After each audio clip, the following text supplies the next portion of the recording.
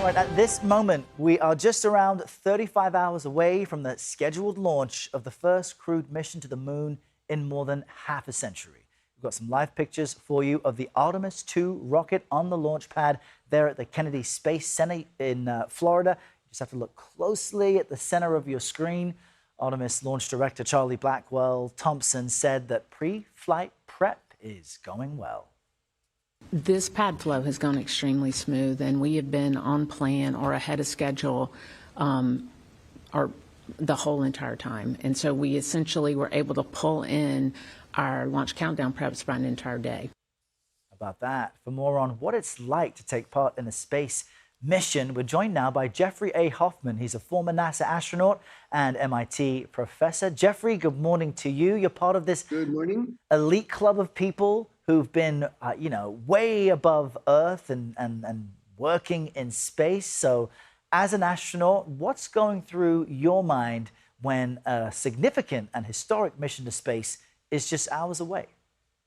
Well, you talked about being high up. Most of us who have gone into space were in low Earth orbit. That means a few hundred miles above the surface. These guys are going 250,000 miles away from the Earth. So it's a significant undertaking, something that we haven't done, as you've said, for over 50 years. It's exciting.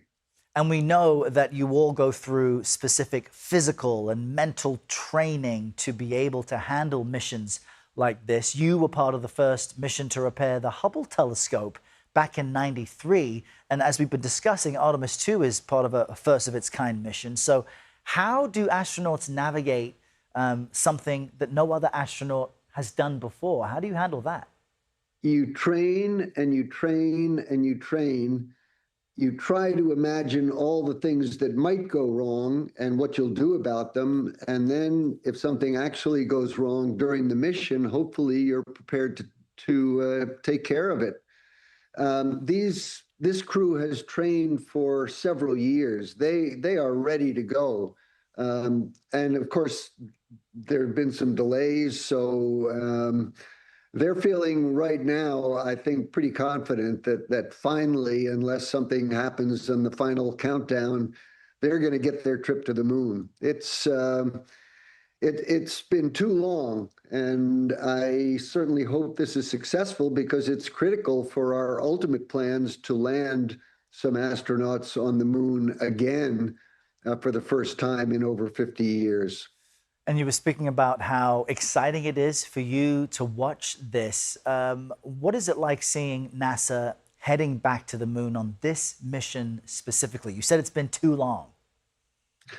Yeah, I mean, after the end of the Apollo program, we kind of hoped that, gee, another president will come along and it won't be very long before we're doing these things again. And that didn't happen. So it's been a big hiatus, and I just hope that this mission is successful. This is really a test of the Orion module that is supposed to keep the astronauts safe, healthy, and productive in deep space. And it's been a long time since we've sent a spacecraft into deep space, way beyond the Earth. So it's really important that this mission is successful and that the Orion performs and brings the crew back safely. And we will be carrying this live, and I share in your excitement, and we all hope this goes off without a hitch. Jeffrey, thank you so much for your time and for joining us on this Tuesday. Pleasure, and Godspeed to the crew. Yes, indeed. And as I mentioned, we'll have coverage of Artemis II throughout the day tomorrow, and special build-up coverage to the launch beginning at 4 p.m. Eastern.